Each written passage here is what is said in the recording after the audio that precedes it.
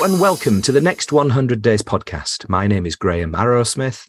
And my name's Kevin Appleby. So, Graham, we've kicked off a project in GrowCFO to rewrite the GrowCFO competency framework. And we were looking around for suitable software and resources to use to do the job and found that it's a very interesting marketplace, and none of the solutions we came across actually did what we wanted until we met one man, and he's our guest this afternoon. Yeah, and Kevin's left his name to me because it's quite difficult, and we've just had a conversation about this, but it's Steve Auchettl. I think he started the pronunciation was different in Italy, and then he moved out to Australia, and they couldn't spell it in any way. They couldn't pronounce it in any way at all. So he's picked up on the Australian pronunciation. But Steve, welcome to the Next 100 Days podcast. Fantastic. I'm very happy to be here. Thank you for having me. Oh, you're very welcome. Are you still based in Australia then? No, I'm over here in the UK, down in Brighton. Right. Okay. What's it like down there? Is it quite nice today? It's nice and sunny today. It's been such a nice summer. Been somewhat similar to home, although still about 10 degrees short every day. But that's all right. Yeah. You learn to live with these things in the UK.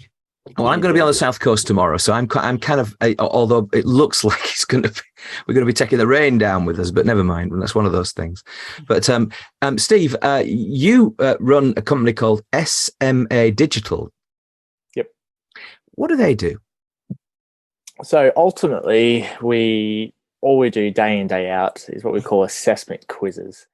So we're kind of a mixture between a software company and a marketing company, where we help businesses. We've now helped well over 700 different service-based businesses create their own assessment quiz that they can use as a marketing tool, as something they can put out there as a non-salesy piece to engage with prospects and leads.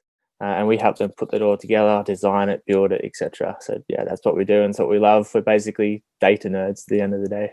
Oh, I love it. I love the fact that you would want to call yourself a nerd, because Kevin never does, but we all know him to be one. So I mean, the important thing there is that it's but Kevin's actually working with you, and that's actually a big feather in your cap, because I rate his he makes decisions very wisely. So Kevin, tell us more about your relationship with Steve.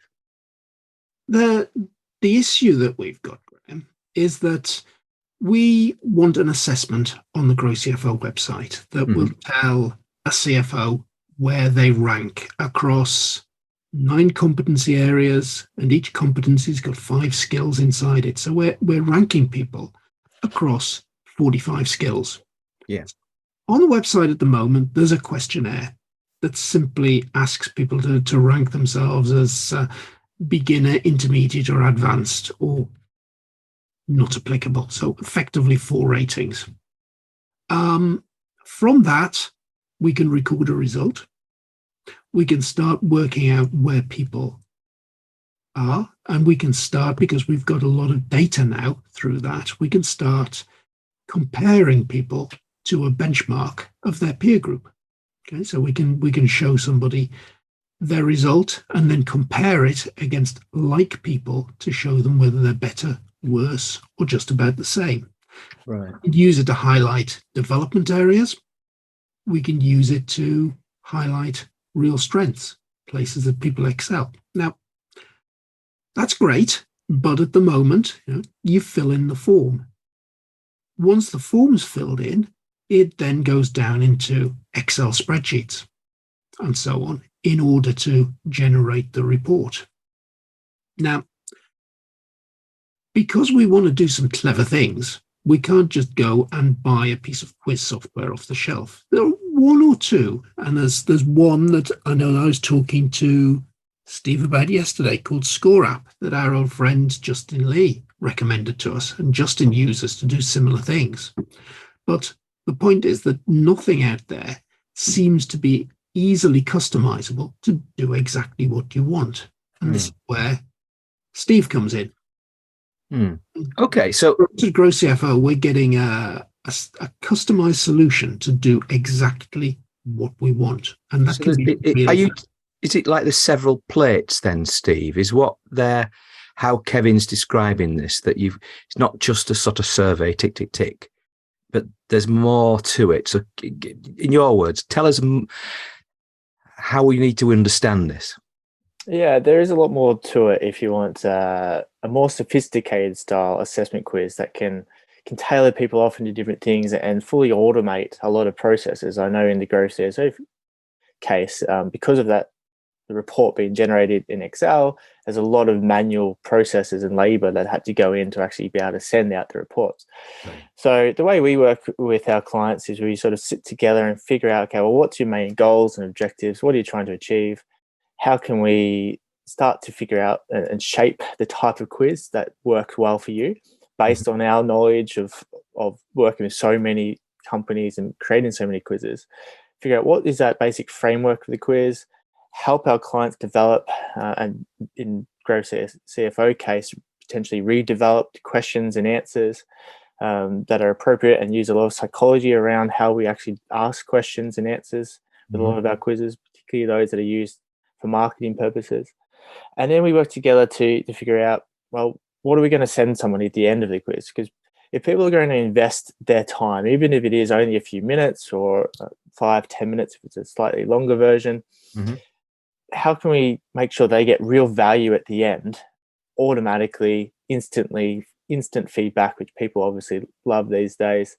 And we help our clients go through that whole process, build it, design it, you name it. So there's a lot that gets involved in around trying to figure out where to point people to next. And I know it's something Kevin and I was talking about yesterday as well on our conversations with GrowCFO, is trying to figure out what is that sort of end in sight when you come up with a quiz in the first place, because often that can give you some insight in terms of, well, what sort of quiz are you actually going to do and what do you need to do for your business? Because there's so many different types that you can do out there, like there's personality quizzes or there's just simple surveys, that sort of stuff. But the way we like to do it is get a bit deeper and get people to be emotionally involved. And ultimately, the big outcome is to generate and build a lot of trust and rapport with you, with your company, really quickly by simply answering a number of questions. It sounds like a lead generation dream. That effectively somebody self-qualifies and is happy to do so. You're spot on. In fact, the reason we got into quizzes in the first place was about 4 years ago.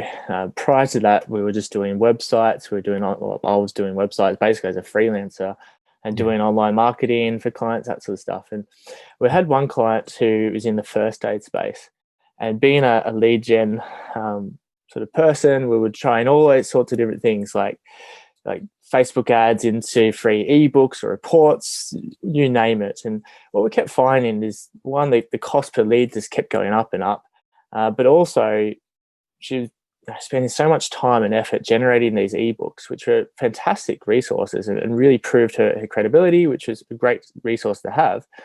But as a cold lead gen, what we found is a lot of people just weren't reading them. So they didn't get any closer to understanding their own issues, their own problems, and ultimately what she could do to actually help them. So I was very fortunate. About 4 years ago, Emma came up with the idea of, what about some sort of test or a quiz or something where people can quiz themselves on how confident they are in a first aid situation. And so I went away and did a lot of research around psychology of quizzes and how we can structure it to ask the questions in the right way. And like you said, being a lead generation dream, it really was for her right out of the bat. She ended up getting, I think it was about 10,000 leads in like 3 months. Wow. For running one Facebook ad that she did herself because she didn't know how to split test back then. And she was getting ridiculously cheap leads. It was like 5 pence per lead back then. These were back in the good old days of when Facebook ads were cheaper. But it worked so well. And then all of my other clients, that's all they wanted.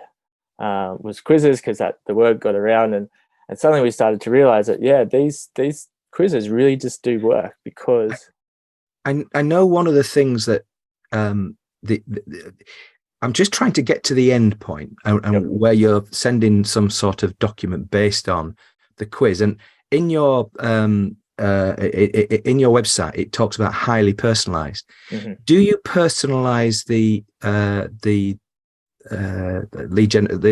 lead magnet that you would send back? So in other words, I'm not really confident, and these are the factors a bit of confidence, and I said I'm this, and that means this. So basically, in other words, the thing that you send back to somebody, the lead magnet or whatever, is completely personalized to that person.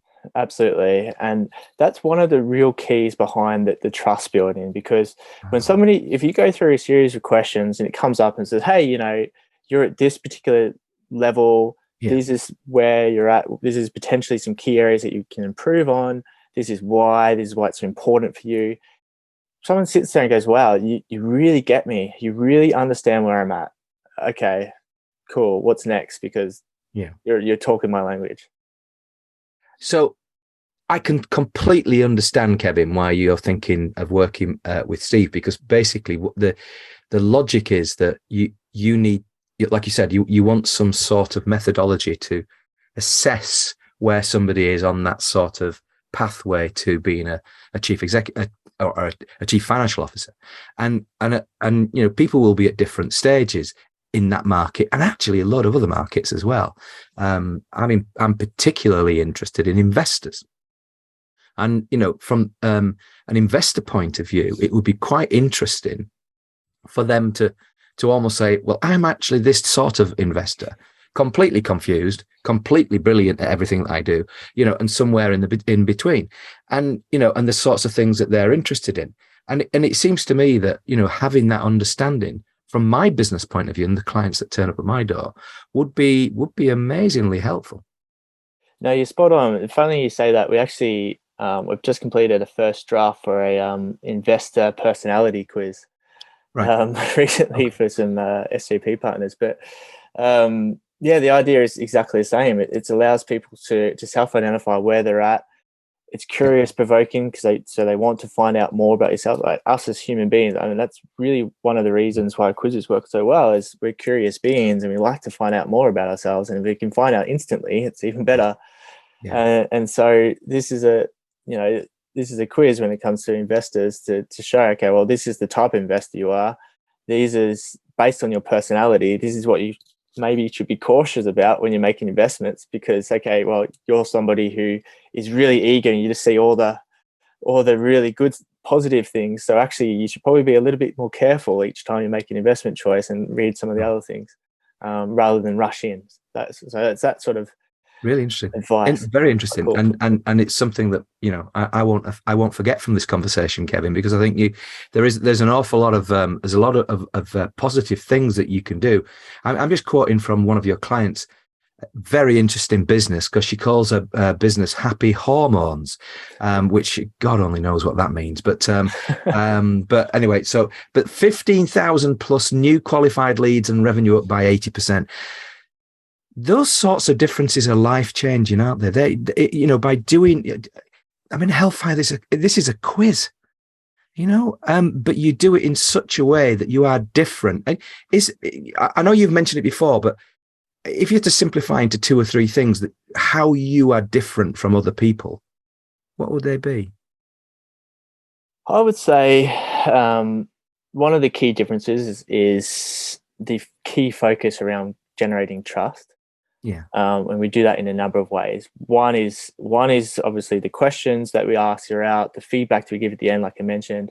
And the third part around there is the personalized videos that people can have at the end, where they get to know you as the expert in your space. And also that video is based on your scores again. So it's a personalized video based on your answers. So some of our quizzes might have 10, 15, 20 different potential video variations, and only one of them will show up that's correct for that particular person. So it's very much personalized.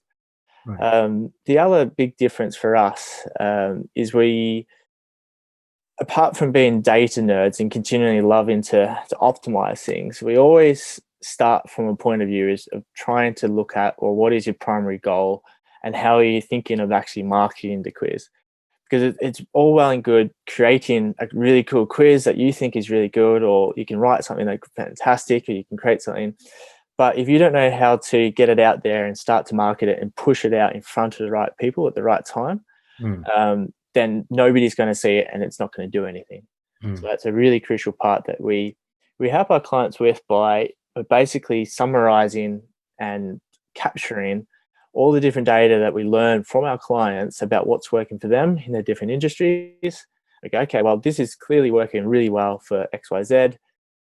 This is what we suggest as best practices, so you can go and do exactly the same. It's really interesting. This idea of, we've built it, so we need to get them to come. I mean, a quiz in its own little, cupboard somewhere, nobody's going to look at, but somehow you have to open the doors and bring people in and have. So what are the techniques that you use? I mean, presumably you're quite good at social media, emails and all that kind of stuff. I mean, is it just basic stuff like that you have to do? Yeah, generally speaking, what I often say first to a client is look at what you're currently doing, and chances are you can probably introduce your quiz and it's going to help maximize and accelerate any marketing that you're currently doing. So anywhere from social media, so simple things like adding it to any post that you might be doing in the comments, that sort of stuff. If you're B2B, maybe it's including your quiz in a conversation with somebody new. If it's B2C, okay, are you doing any advertising, Google AdWords, or are you using Facebook ads? Sure. Chances are a quiz will lower your costs probably by about 50%, and you're also going to get higher conversions at the back of it. So it's a double sort of win right there. So there's a number of different ways to put it out there. If you're speaking, maybe you're a speaker, maybe you speak on podcasts like this, or maybe you speak on webinars, or you speak at actual physical events again these days. We've got a lot of clients that will pop up a QR code of their quiz up on a screen, and either at the end there's a call to action, or even during a presentation, getting literally everyone in the audience to take your quiz, capturing every single person's details and giving them the chance to take that next step with you, can be incredible. It sounds like you've really nailed this lead generation space. I mean, the quiz is almost a tool, isn't it? I mean, you're obviously fascinated with this whole area, but ultimately, what you're doing is you're shortening the timeline between somebody's interest and somebody taking action with a particular company. Yeah, no, absolutely. A lot of clients too see it as one of the top sort of action coach clients over in the States describe it as his non-salesy start to his sales funnel. Because the beauty of the quiz is you're not trying to go into hard selling right away or anything like that. It's allowing people to self-identify their own issues, self-identify that they actually want to work with you and take that next step with you, which is why it works so well across so many different ways of marketing, from speaking, like I said, through to, I know you guys often talk about having a book. We have a lot of clients that include a link to their quizzes in the book, and literally all they want to do is create a quiz that will go in their book, and that's their primary marketing. And they'll get thousands of leads on the back of that, because if you go and read a book, one, you understand that they're an expert because you've just read an entire book, and I'm sure the book is probably pretty awesome. And then two, okay, here's a really nice logical next step. Come and take the quiz, which is probably based on chapters from the book anyway. Are there some particular questions that you know that you almost have to sort of take people down or up a funnel, depends on how you view gravity, but basically but the whole idea of this is that somehow you've got to ask questions. Is your skill understanding the sequence of those questions? Because isn't it about the mind, going through a particular way of getting to trust you? So, you don't ask the girl in the bar to marry you on the first day. I mean, it doesn't happen that way. Yeah, when it comes to, no, generally speaking, apart from reality TV shows. Yeah, and me, by the way, but that's another story. There we go.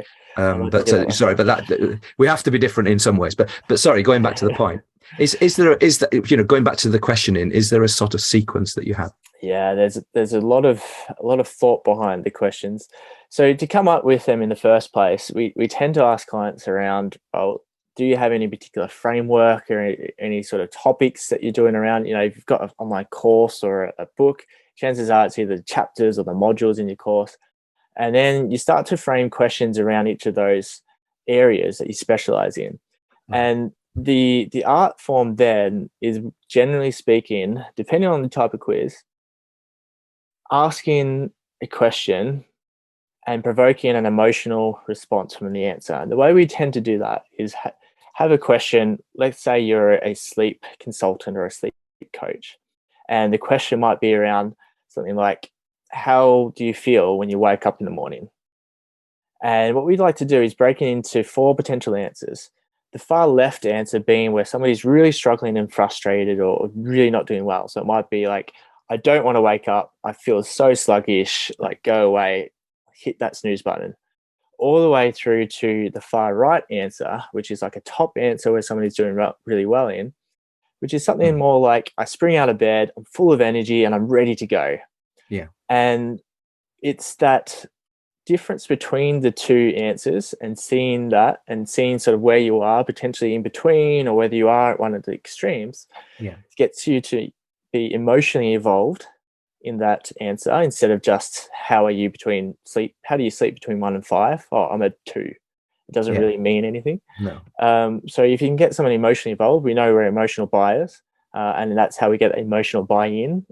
In terms of but those extremities, and I'm thinking about maybe yourself, Kevin, in that sense, with assessments.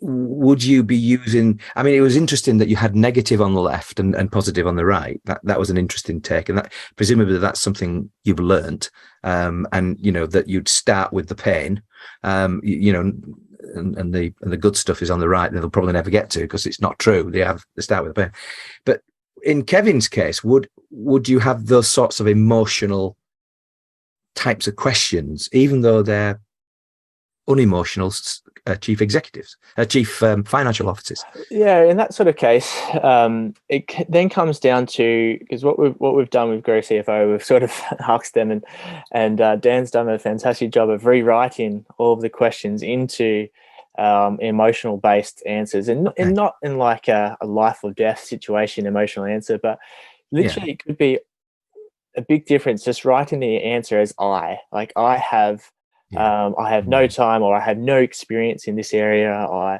I have led a team that's done X, Y, Z.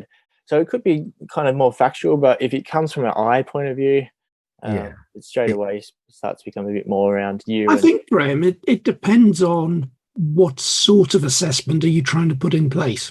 What are you trying to get out of this at the end? And we're very much going in saying, look, we have a competency framework. Yeah. Here's the framework. Here's all the things that we assess. Do you want to know where you sit on this framework? Would you like to know the answer? So you've already established that this is about skills. So what you're saying is that you're thinking that your clients are interested in where they sit on the sort of continuum from being, a no-hoper to being, the next CFO. Is that what you're really saying? That's what they're interested in. They don't know where they stand, so therefore you're going to tell them. It's a little bit more complex than that, Greg, because we're talking about 9 competency areas, 5 skills in each, 45 in all. Now, I don't believe that any CFO is going to be highly skilled in all 45. No. They can be, and they can be different shapes and sizes of finance leader. They can be the type of finance leader that specializes in business strategy. They can be the type of finance leader that specializes in doing deals and mergers and acquisitions and so on and so forth. Yeah. And I'd expect if you put those 2 together, you'd get a different set of skills. Okay? But what we want to do is say, hold on a minute. Here's where you are. Here's where others in your peer group are. So people like you. Oh, look, you've got a deficiency in this particular skill. Yeah, I see. Here's what we can help you do about it. Now, I see. And look at this another way, Graham. And where I first started getting interested in this, and you've seen this about 5 years ago, in the early days of this podcast, I developed a business health check, which I believe you took. We're talking about the same thing. Okay? Yeah, I failed it, Kevin. It's just like all my old levels. You're bound to, but that's so. And I sent you a report, PDF, about 10-page PDF that was personalised to you. because of the questions you'd answered. Yep. Now, my idea behind that was that potential coaching client comes along, fills it in. Yeah. You send them the result and then say, would you like to have a free 30-minute coaching call?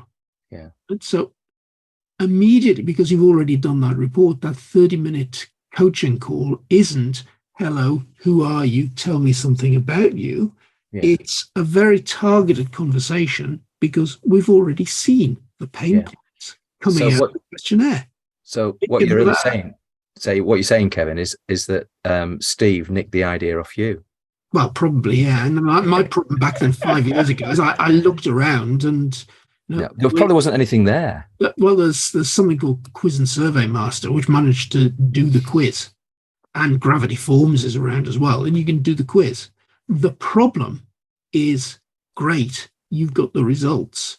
The tools that would then actually allow you to do anything in terms of generating a report from the results were very, very poor at that stage. And that's the thing. Into Excel spreadsheets. Yeah. We started the GrowCFO competency framework, which was essentially started off as a copy of my business health check, doing the same sorts of things.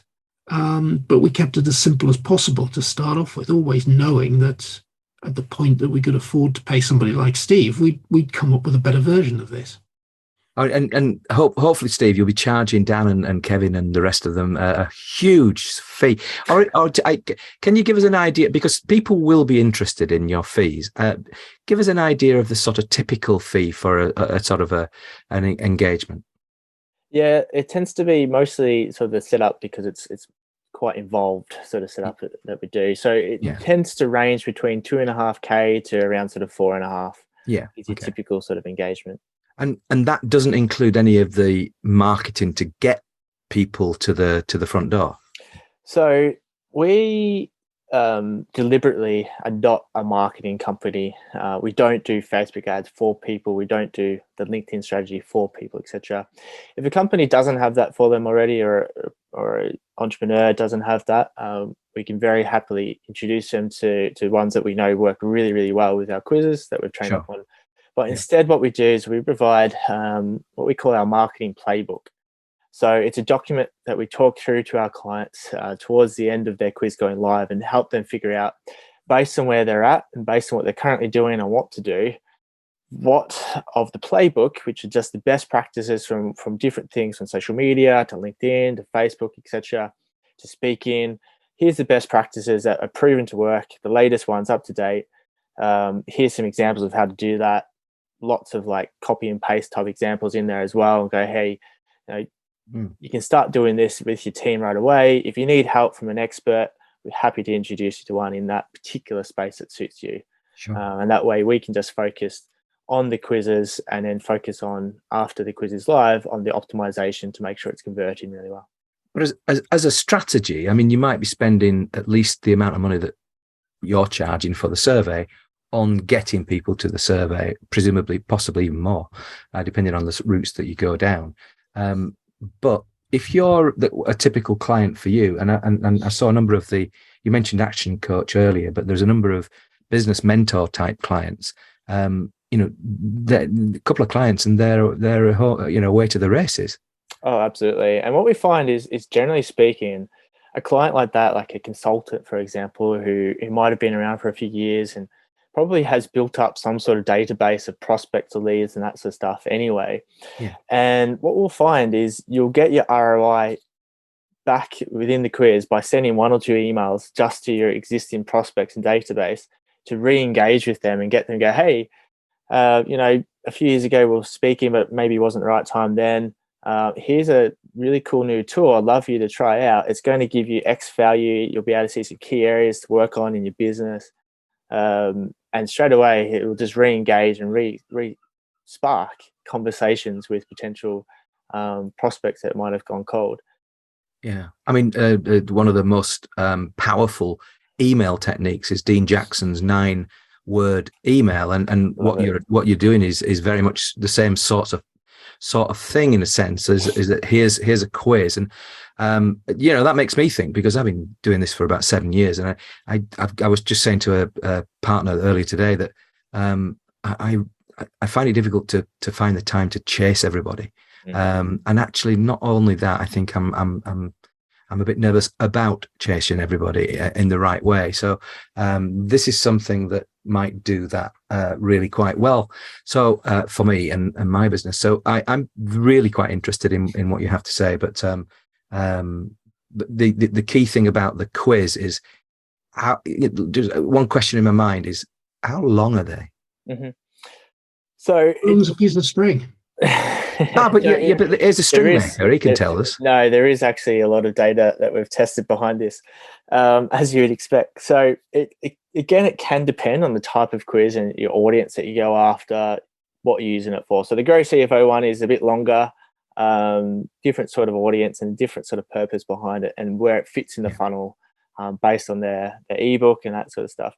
If you're using a typical quiz that we'll do a client for, let's say a consultant or a business coach, etc., that wants to use it as a marketing tool to warm up new prospects, re-engage old ones, you're looking at a quiz that takes around sort of 3 minutes to complete is the optimal sort of number. Right. Now, in 3 minutes, what you're looking for is around anywhere between 8 to 12 questions. It can be more if they're shorter answers. So, but you wouldn't want to go any more than about 20 questions. But generally speaking, we find around sort of 10 or so, give or take, tends to be the sweet spot for a marketing style quiz. Right. It's long enough to get them engaged enough and ask enough questions, but it's short enough that they don't get distracted halfway through and go off and would you have is that, I mean, I just before you came on, I opened your own quiz, but I haven't got past the first question because I'm trying to study it. No, it's not true. I'd literally opened it. I thought, I didn't have enough time. It says 2 minutes, but I know what I'm like. It'll be 20 minutes before I'm done. So basically, trying to work out what do they mean by these questions. But just to give you a clue, anybody listening to this, if you haven't opened the quiz yourself, the question is, do you know who you want to be a hero to, as in your niche?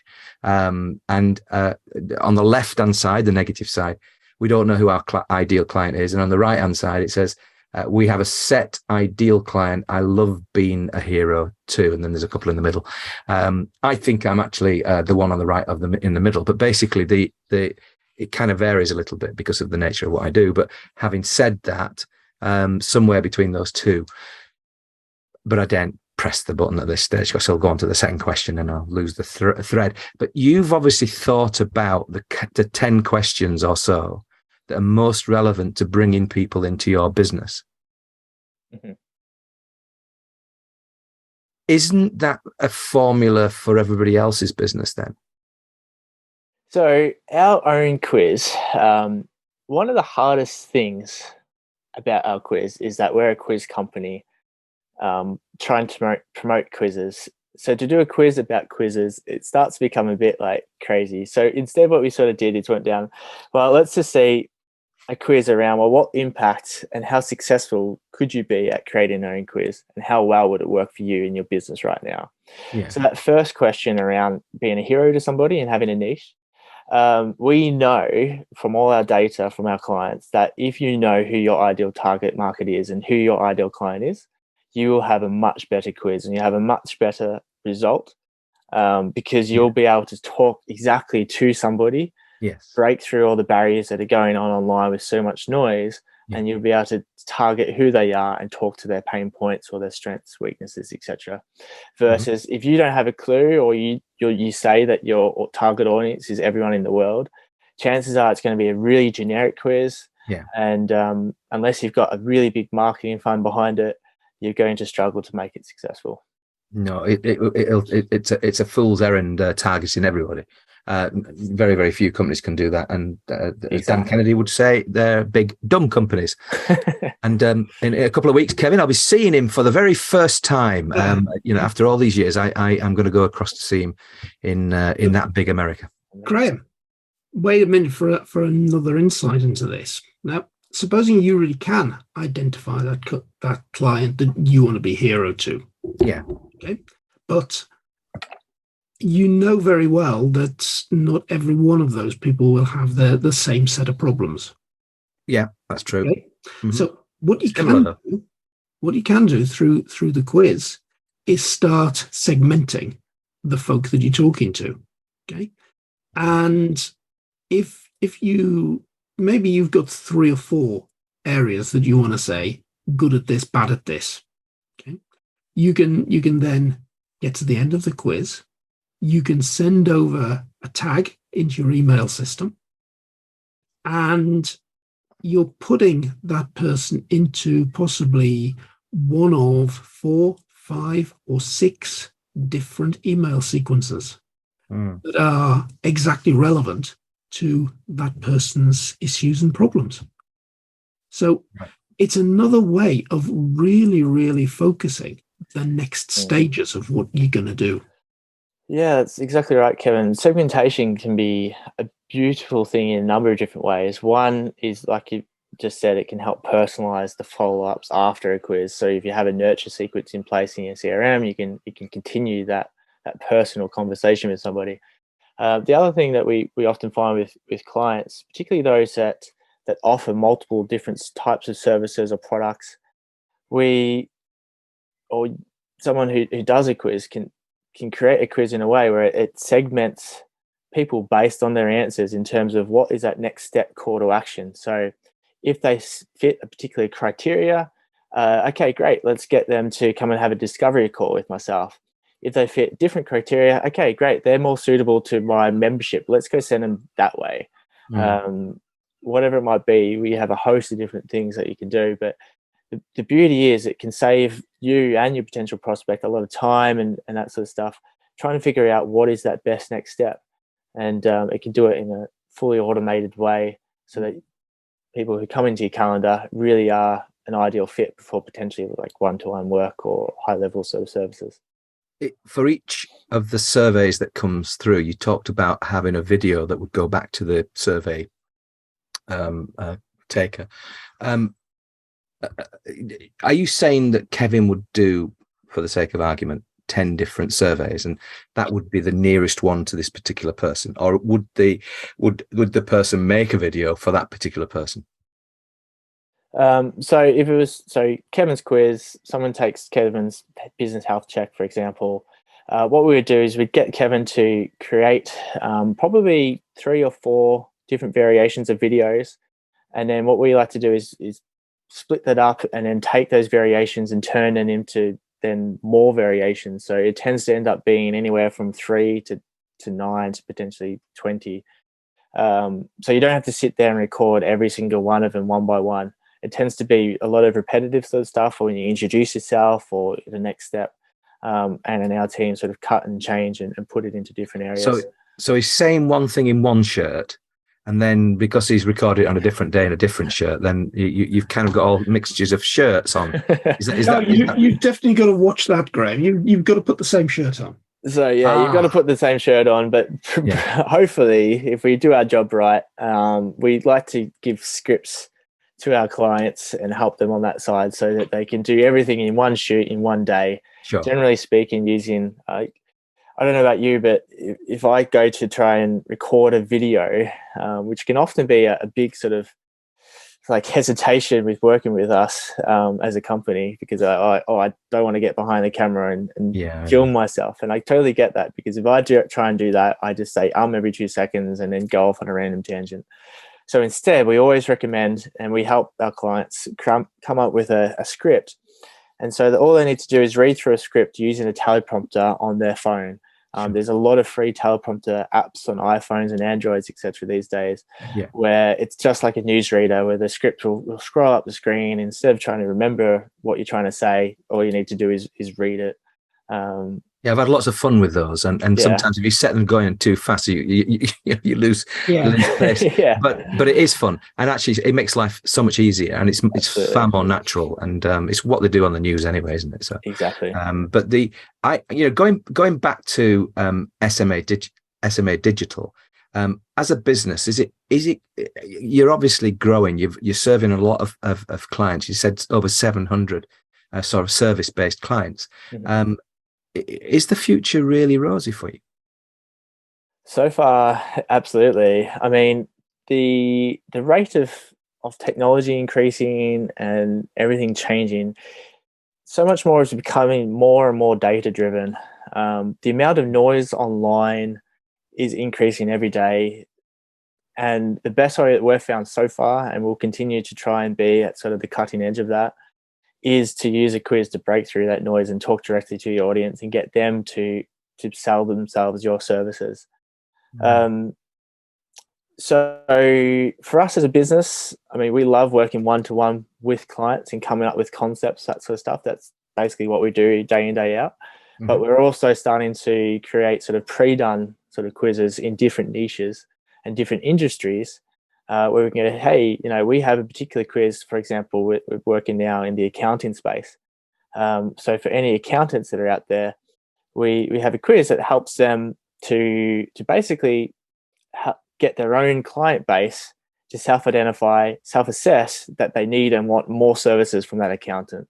So it's, again, a non-salesy way to ultimately upsell your own client base, but in a way that they go, well, I put my hand up, I actually want to use more of your services. So would you say that your service is more, at the moment, more frequently used with existing customers versus a set of targeted customers who you might want to attract? Majority of our clients have quizzes for attracting new prospects in. Okay. All right. That's different definitely. Then. Okay. So, and then the key thing then is to get their interest and to effectively get them to put their hands up that says, yeah, I am interested in net zero carbon, etc. I have a net zero carbon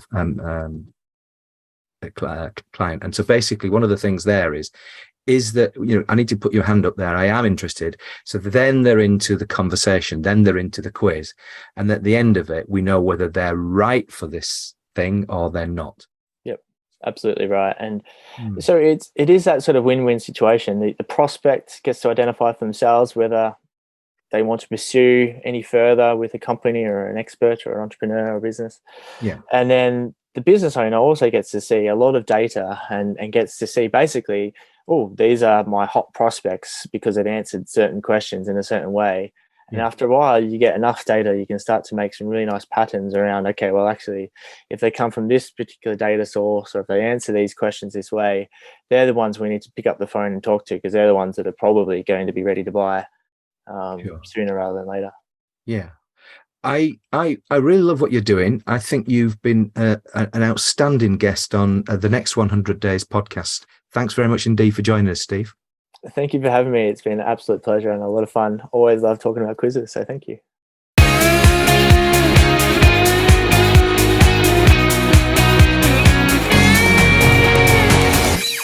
So, Graham, has that opened your eyes to what you can do with a quiz?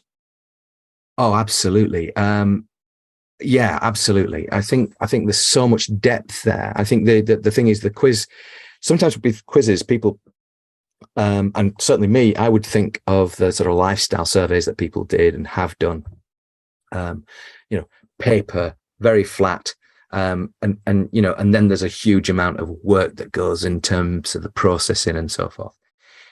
It seems that this is a sort of a data-based solution for quizzes that links to various requirements that you have, and in your case, GrowCFO. So for me, I really, really like the idea, and I think it has great application. I think his testimonials stand out, and they're similar. That it's a sort of slightly less salesy, which would work quite well with the markets that I'm dealing with. And as in, it's not in your face, but it's trying to get to the relevance for that person. And I think that has legs. Yeah, I actually found a very clever application of this a couple of days ago. It was just purely out of a Google search for something else. Right. I stumbled upon an organization that were doing a quiz that directed you towards a diet and exercise plan.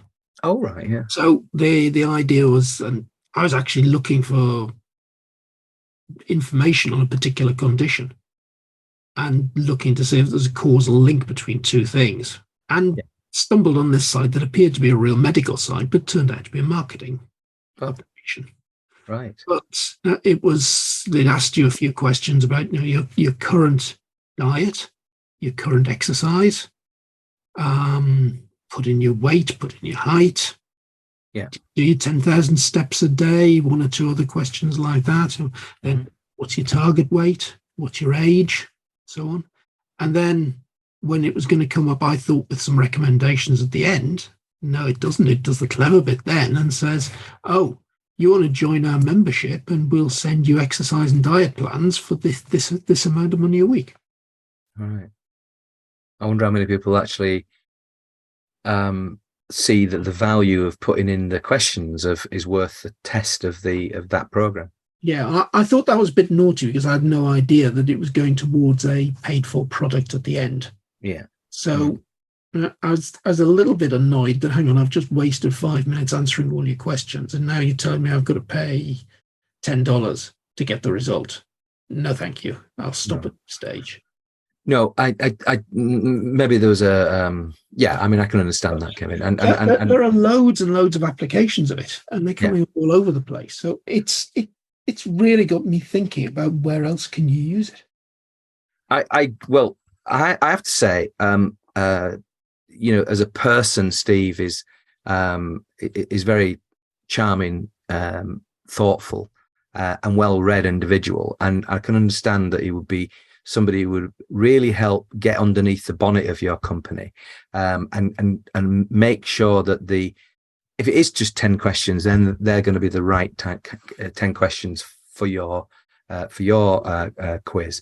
And at the end of the day, I suppose the key objective is to make sure that the person coming at you as a potential new client provides you with enough information for you to be able to help them and them help themselves, because it might be that there's a trapdoor somewhere saying, sorry, but you're not really right for us. Then basically they don't waste their time, you don't waste your time. So it seems to me that there's a heck of a lot of good things in this area, and I'm really glad that Steve joined us on the Next 100 Days podcast. And I think today I've been Graham Arrowsmith. And I think today I've been Kevin Appleby. Goodbye. Goodbye.